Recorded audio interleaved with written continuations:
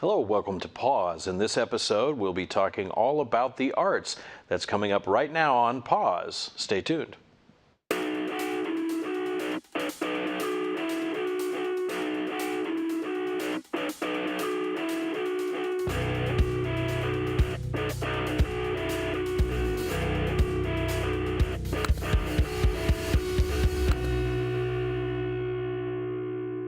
And welcome back to Pause. I'm your host, Dr. Phil Hoffman, and joining us today is Jeffrey Imboden, who is in charge of the Performing Arts Series at the University of Central Missouri. Welcome, Jeff. Thank you. Good to be back. It's good to have you back, as always. One of our stalwarts here.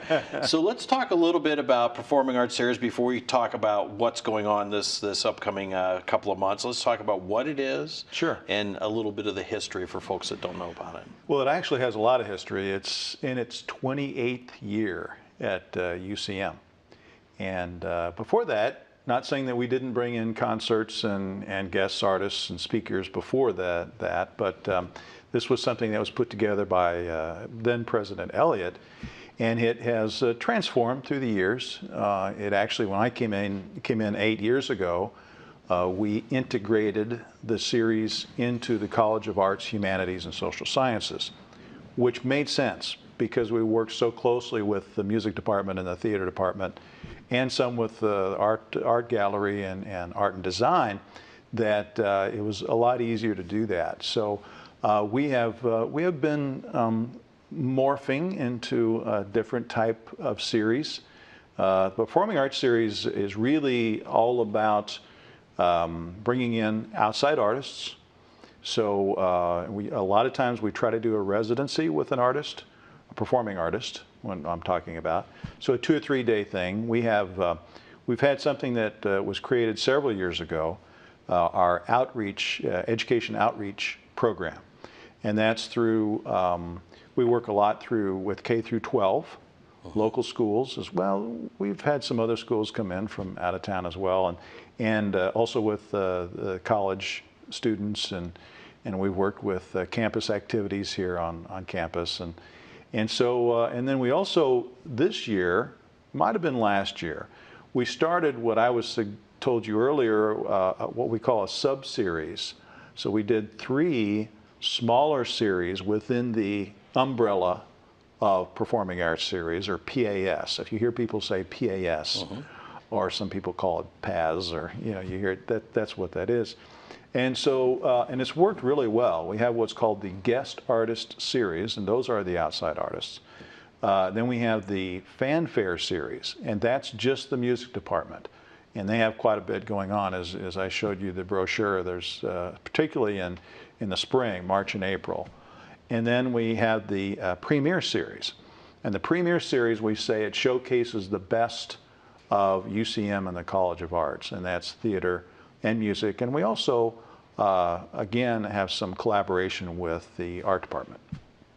So it's a lot. I mean, there are a lot of events, a lot of activities, and especially, as you mentioned, as you get into the later part of spring where the music department is just crazy, there's so many events. Exactly. How do you, as the person that's in charge of this, how do you keep all this straight? I mean, you've been doing it for a while. So. I have been doing it for a while, and when I first came in, we were only doing about 8 to 12 shows a year, and now it's a lot more than that, as we just said. And the residency part really does take a lot of time. We just had a great group in January, the We Trio, and I had to go up to the airport and pick these guys up. We had one guy fly in from New York, one guy fly in from Nashville, and one guy fly in from Miami. Now they're a jazz trio, but they don't even live in the same towns. So people were amazed that in 2 days these guys got together and put on a phenomenal concert. But also we were able to take those guys around we took them over to the high school, and they met with 2 of the jazz bands at Warrensburg High School. They did a lecture with the jazz history class. So yeah, it does take a lot of time. But it's fun. To me, it's a lot of fun. So. And having that experience for the students obviously is a great thing, because they get to talk to somebody who's actually making a living in the performing arts. And absolutely true. The concerts are great, But the experiences that those students, particularly our music students, have, the questions that they have are just fantastic. And these artists that we bring in, I'm always surprised how easy they are to work with and happy to talk to the students and spend time with them. And that's a pretty big deal for us. Mm-hmm. You know, we brought in Jason Samuel Smith in the fall. I'm not sure if you had made. I thought you'd made that, and he's this wonderful award-winning choreographer and tap dancer out of New York City.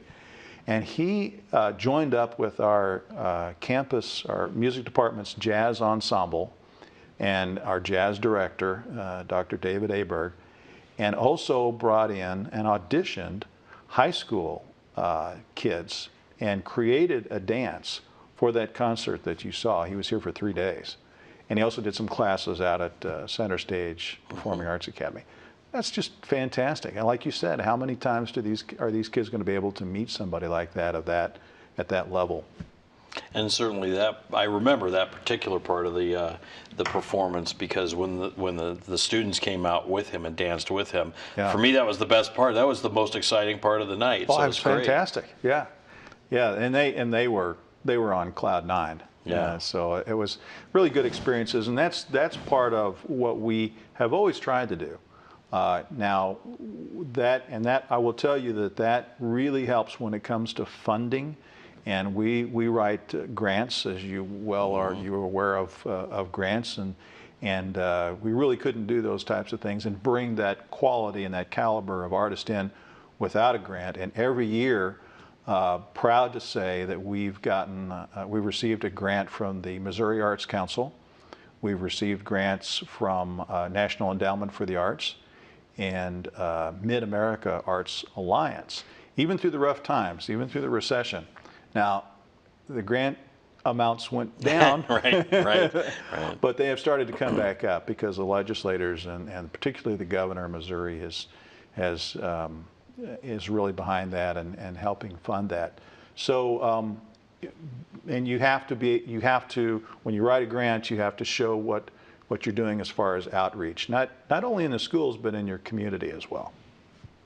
So as we look at the upcoming schedule in the next few months, there's a lot of activity. Right. But one thing immediately here in just a few days, one of your premiere series is coming up on the 23rd.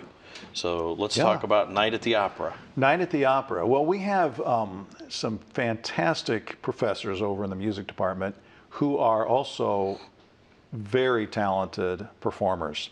And they travel not only nationally, some of them travel internationally and perform on stage.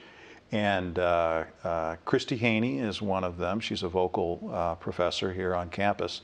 And she's into opera as well as cabaret and musical theater. And she and several of the voice faculty at UCM, along with a couple of special guests, will be putting on what they call a Night at the Opera. Just a little bit of everything for us.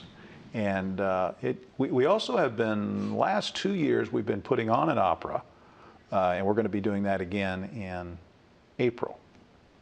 So looking forward to that. But yeah, that's coming up quick, February 23rd. Absolutely. Yeah. So when you think about that's a little bit of a different kind of event in terms of a regular opera versus what you're talking about, which sounds like taking various pieces and sort of doing a cold performance, all right? It is, yeah. And what's nice about it too is there's a couple of things that we try to do, and it's been working very well, is we project the words up on a screen behind the singers. And that really helps when people can understand what they're saying in those Italian songs and German songs. And as well as the performers take time to talk about the song and the performance in between the numbers. And it's true. It's a lot more intimate, personal type of presentation. And one thing too, is my experience anyway, is folks will say, well, opera, I don't go to the opera. That's only highfalutin people go to the opera. but I've had the opportunity to go to a few operas, and like you said, when you understand what's going on, Yeah. and you have the words up there, and you can understand what people are saying. I mean, for me, it's a great combination of fusion of all of the arts, because you're usually going to have some dance, and there's obviously theater, and there's music. Theater in all there, together. absolutely there is. Yeah. Yeah. And if opera is not their cup of tea, that's several days later on I think it's March 9th, I've got a completely different show coming in. They're called Maraca 2 and the World Percussion Group. And they're bringing in about 8 to 10 different people. And these are professional percussionists, if it's hard to say. Mm-hmm. And we're going to put them in Hendricks Hall. Now, the opera is going to be in Hart Recital Hall. It's that's a perfect place for opera. But the percussion, we're going to have Hendricks Hall stage just full of all kinds of different, and it's going to be a lot of fun too. So if, and again, for our viewers out there that maybe aren't familiar with the facilities, I want to take just a minute here to talk a little bit about it. You know, when I think of Hendricks, I mean, Hendricks is this huge, you know, theater, beautiful theater from the 20s, right? Is that when it was built? 1923. Yeah. That's a whole other kind of way to experience any performance, because it's just this beautiful, big theater. And I know you've been working in the last couple of years, especially with the college, to try to update and to freshen the theater. So let's talk a little bit about Hendricks and what it's like there. Oh, I'd love to. It's kind of my baby. As a matter of fact, I petitioned for a long time to get an office over there, and I have one right underneath Hendricks Hall, and also around the corner from Hart Recital Hall. Hendricks Hall is really a unique. It's the only kind of its venue of its kind within about a 45-mile radius. One of the reasons is it seats 1,400 people, and it was built in 1923 to actually house the entire student body of the college at the time, which was about 1,100 students. So they had everything in there. They had convocation, they had senior exams, graduation, everything in there. And over the years, it has been used literally for everything. And it's probably being used more now. And it's right in the middle of campus. Parking is okay. You know, it's typical campus parking. Right. But we do have a visitors parking lot on one side there. So, but it's being used for everything. There are high schools have their graduations there. Churches come in and have their Sunday morning services. We've had astronauts and heads of state speak there. And of course, a lot of theater. And our music department has to use it for the bigger ensembles, the symphony and the bigger choral groups. And the jazz group also plays in there. But the problem is, as you can imagine, something that's built in 1923, if you don't keep that up and keep the maintenance and repairs, you're going to have a problem. Not only that, you have a problem with technology, because a lot of the type of production that you do now, if we used to bring in bigger musicals.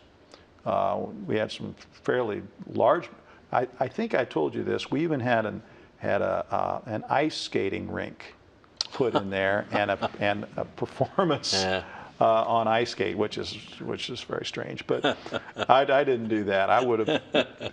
And we've had acrobats and all kinds of things in there. But the problem is keeping up with the technology, the needs that you have to have for these shows in a 1923, the limitations of that house. But also it has been ignored a little, and that's no pointing fingers. That's not one person's fault. But it's at the point now that there's some things need to be done. We have started within the last 2 years. Some out of necessity. You have things, cables break or stage fixtures stop working. You probably have that in the studios. I'm painfully aware. Absolutely. We had to replace the curtains, all of the curtains, this last year. Not an inexpensive thing to do, but those were fairly old, and they lost the fire retardant. So we had to replace those. We had to, for safety reasons, we had to replace some of the lighting in the balcony and things like that. So those things that people don't necessarily, the first things you see when you come into a theater is the beautiful ornate colors and the carpeting and the seats and things. But there's a lot of stuff behind the scenes. But we're to the point now where there's some major things that we want to do. And it's a common story, as you said earlier, with big theaters like this. They have big flat roofs oftentimes, which create problems for you because water finds a way in. And certainly the style of the stage in the 20s and sort of the backstage area, especially for a show today, a big show, it's hard for them to load in. And then you're landlocked with Hendrix too, so you can't roll a semi up back there and just offload. So there's a lot of challenges, but still the venue itself is absolutely gorgeous. If folks haven't been down there, should stop by the University of Central Missouri campus and just wander in one day. It is, and what's great about it, it's because it's been here so long, there are people that grew up going to events in Hendrix Hall, and they have wonderful memories. I'll bring in 1,000 third graders, and then they'll come back here to go to college, and they'll remember being in this hall. So people have these wonderful memories of this place. It's not saying that that we don't need a performing arts center. That there has been a lot of discussion about that. We're actually, I've said this before. I've said it at public meetings. We're actually venue poor. This town is venue poor. When you talk about the university and then the town of Warrensburg and the school district, we are kind of venue poor. But we don't want to let Hendrix Hall, we're going to keep using it. And one of the major renovations, and we're calling it a renovation, is going back to the original ceiling. And I think I had discussed that with you. Years ago, they thought they would go modern and put the suspended acoustic ceiling over this gorgeous, ornate, carved ceiling. And it's still there. And so that's one of the big, that's really the next big project that we have for Hendrix. But it's a lot. I mean, when you think about, especially nowadays when people sit at home and watch Netflix and they don't leave their houses, you think about a venue that has that many seats. I mean, those are, commercial enterprises have a hard time filling that many seats, let alone, being successful on a more non-commercial playing field. But it's one of those things where when you think about it nowadays, what would draw 1,200 people out nowadays to go to see anything? It's a tough thing, right? It is a tough thing. The only time that I've really filled that hall was when we brought David Cook in, right after he won American Idol. And of course, he went to school here. Yeah, not bad when you have a hometown hero. He was a hometown hero, and it was pretty easy to fill the hall. But you're right, it is tough. It's a little larger probably for this area. This type of size of town and campus would have more of an 800 seat. Right. But there's a big difference between, we have three venues that we use. We have Hart Recital Hall that I just talked about, which is a gorgeous, the acoustics are fantastic in there. That only seats 368 people. Then we have Highlander Theater, which is the theater department's space, and it's a great space, a great theater. But that only seats 440 people. So then we jump to 1,400 at Hendrix Hall. So yeah, it is tough. As a matter of fact, just to throw this out there, it made me think of this, is that we've always had the MLK Gospel Concert in Hendrix Hall. Oh, we would have 200 or 300 people come in for that, but it still would look empty because it's just too big.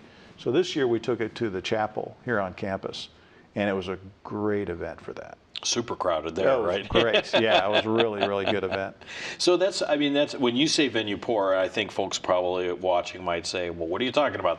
You're talking about all these places. Yeah, there's 3 of them on campus. But part of the challenge is you need the right size venue for the right type of event, and then each venue and type of event needs the right sort of facilities and backstage setting and things like that, so that you can do what you want to do in terms of the production. So it's tough. It is tough. Plus, this university is growing. I mean, those 3 venues that I just mentioned, primary purpose is to take care of 14,000 students, Right. university students. But we also know that the community has needs for that space, particularly for Hendricks Hall. As I said, it's booked up. I looked at the schedule. It's sometimes hard for me to get in there, and I'm the on-site manager for the hall, and it's hard to keep up because it's being used a lot, which is great. Right. That's wonderful to have That's that what venue. you want. Yeah. So I know we talked, I'm getting off track here a little bit, that's all but right. we talked about some of the other upcoming events later this spring, and I know we have the opera you mentioned coming up, but also coming up in Highlander in April is Taming of the Shrew, right?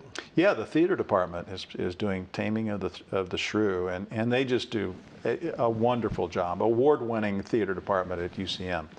And now those tickets will be through their box office. They have their own box office. And you can go online and ucmo.edu/theater and look at their schedule. But yeah, they always have and that's the thing, they have a great theater. Highlander Theater is where they have their productions, but they're in there all the time. They use it as classroom space. They use it as a teaching space, as well as different performances and productions. So yeah, they do a great job. And then later in the spring, towards the end of April, we've got the UCM dance concert coming up. Right. And then you're sort of wrapping things. Well, I shouldn't say that. There's a performance off campus too. There is, yeah. So do you want to talk a little bit about that? Oh, sure. Yeah, we've always had what we call the President's Gala, and that's really showing off our premier music groups out of the Department of Music. And 3 years ago, would have been 2013, we were extremely fortunate to be able to go up to Kaufman Center for the Performing Arts. I think that's what it's called. We'll check. Anyway, We'll Google Kaufman it, Jeff. Center in Kansas City, and perform in Hellsberg Hall, which is just a fantastic hall. And it's about, speaking of how big, that's 1,400 seats. Yeah, right. So that gives you the idea Sure. of how big our hall is. But what a great experience for our students to be able to perform in a world-class facility. Well, we talked about, maybe we should do that again. And this year we're doing that. March 29th of this year, we're taking our premier groups. And when I say those, that's our symphony orchestra, it's our wind ensemble, our jazz ensemble, our choral group, and also our new music technology group. And we're going up there. And what's nice about that is that we raised the money, and it took us 3 years to raise enough money again to rent that facility. We have to rent that. And they're great to work with. The people up there are wonderful. But we have to pay for that. But we worked it out where you do have to have a ticket, but it is free. The attendance is free, but you do have to get a ticket. And we're really excited about this. Well, and obviously it's a beautiful facility, Yeah. world-class kind of acoustics and things like that. So really, and an opportunity for the students, obviously, to Right. play. Not that Hendricks isn't great, but to play in a hall like that is another chance, another venue to do something a little bit different. You bet. And then along with that, you and I were talking earlier about something that we're starting, a fundraising campaign. And part of this is for Hendricks Hall, the restoration of the ceiling and renovation of Hendricks Hall. We're starting something that's going to be a 24-hour fundraising campaign called A Day of Giving to the Arts. And we're working with the UCM Foundation. Really excited about this. There's going to be a website. We'll be putting out a press release and a news release about this. And we'll let people know how they can do that. But it's something that we're going to build up to. March 29th at 7 o'clock that night, when the performance starts at the Kaufman, we start what's called the Day of Giving to the Arts. And people are going to be able to give any amount of money they want. There's no minimum or, obviously no maximum. But the idea is to get a lot of people involved in the excitement of supporting the arts at UCM. So that's coming up March 29th. 29th, you And bet. if folks would like to get some information about that, who do they contact, or how do they find out more about being involved in that? Right now, we're actually meeting this Friday to put a press release out about it. So I don't have the website address.